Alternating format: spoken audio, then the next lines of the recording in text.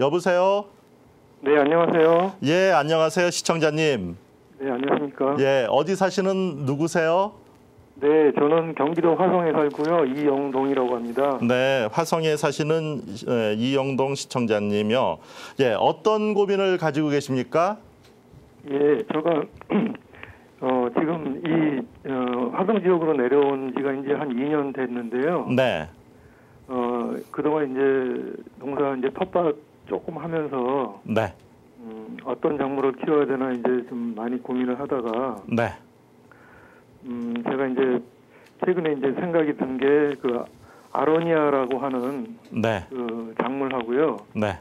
또 하나 이제 인삼을 이제 수경 재배로 키울 수 있는 수경 재배 인삼 이제 두 가지를 이제 좀 생각을 하게 됐고요. 예. 이제 제가 제일 궁금한 거는 아로니아 같은 경우에 네. 우리나라에 이제 소개된 지가 얼마 안 돼서 앞으로 네. 이제 시장성이 예. 과연 이걸 심었을 때 얼마만큼 시장성이 있을까 하는 게 좀 많이 궁금하고요. 예. 예, 그리고 이제 수경 재배 인삼 같은 경우는 이제 수경 재배를 하다 보니까 네. 수경 재배에 대한 그 지식이 저 같은 경우는 이제 그렇게 많이 없어서 네. 그런 거를 이제 교육을 할 수 있는 기관이 어디 좀 있을까 예. 그런 거 하고 이제 이것도 역시 이제 다른 노지에서 자라는 인삼하고 달라서 수경 재배이기 때문에 네. 좀 특수하다 보니까 역시 이제 시장성 같은 게 좀 앞으로 어떻게 보시는지 네. 좀 궁금합니다. 예.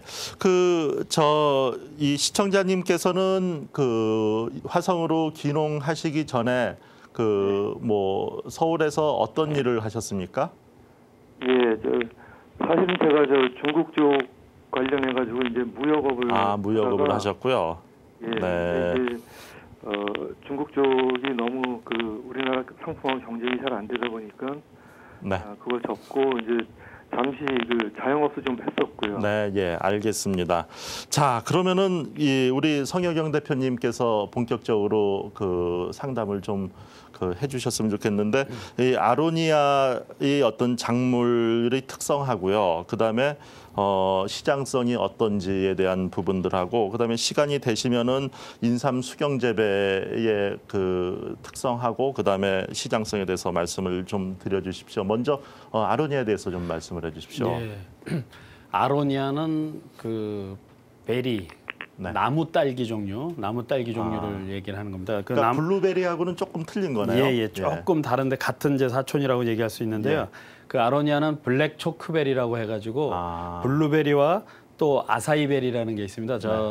남미 아마존을 원산지로 하는 아사이베리가 있고요. 네. 그다음에 또 북유럽이나 북아메리카가 원산지인 또 크랜베리라는 종이 있습니다.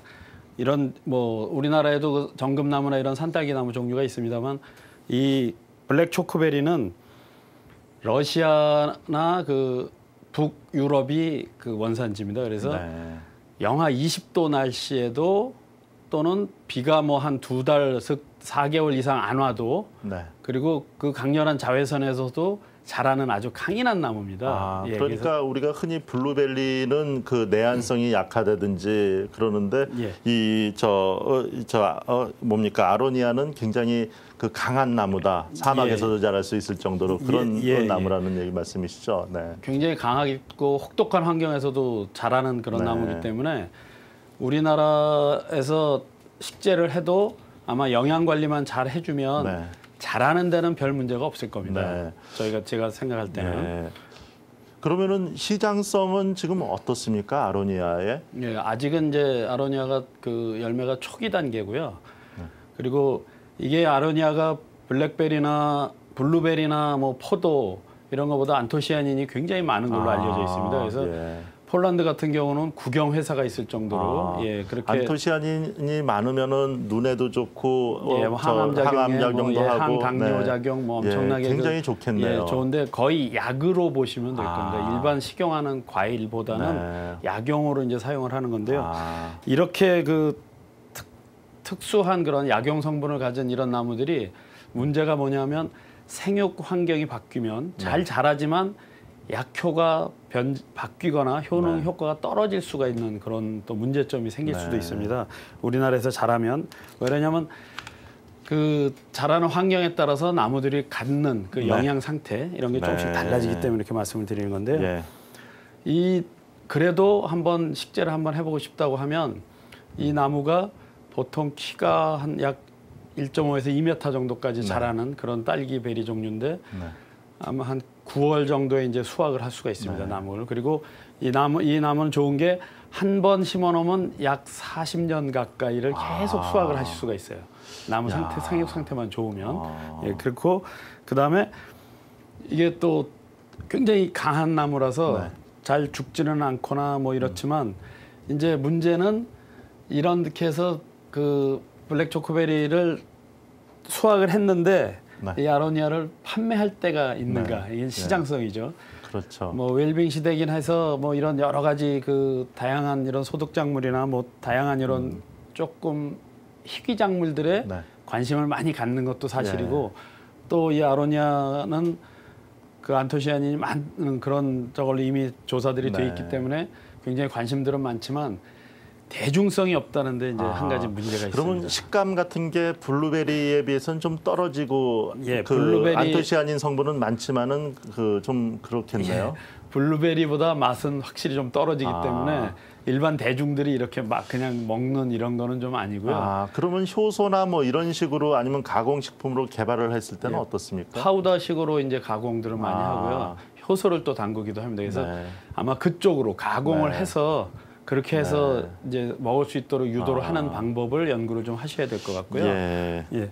그다음에 한 가지 문제는 네. 이렇게 좋고 시장성이 좋고 약효도 있어서 많이 이제 식재를 해서 어느 정도 알려지고 있는데 벼랑간 언론이나 뭐 어디서 무슨 조사를 했는데 아로니아의 약효가 우리나라에서는 그렇게 많지 않다고 이렇게 악재죠. 한 네. 번만 뉴스에 나오면 네. 이런 나무 종류들이나 이런 게 굉장히 위험할 수가 있다는 겁니다. 아, 예, 그렇군요. 판매가 예. 반드시 중단될 수도 있고요. 예. 그런 점을 좀 조심하셔야 될 것 같습니다. 예, 알겠습니다. 시청자님, 네네. 예, 이 수경재배 인삼은 다음에 다시 한번 질문을 해주시고요. 지금 성영영 전문가님이 그 답변해 주신 내용을 보니까요.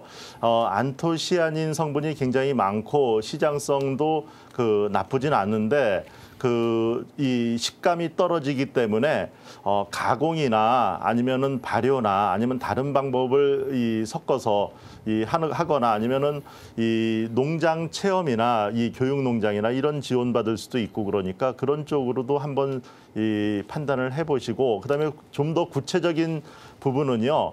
그 음성에 가시면은 농진청 산하 약초연구원이 있고요. 농진청 안에 그 농업자원연구소가 있는데 그런데 전문가분들하고 좀 더 구체적인 부분은 상의를 한번 해보시는 것이 좋을 것 같습니다.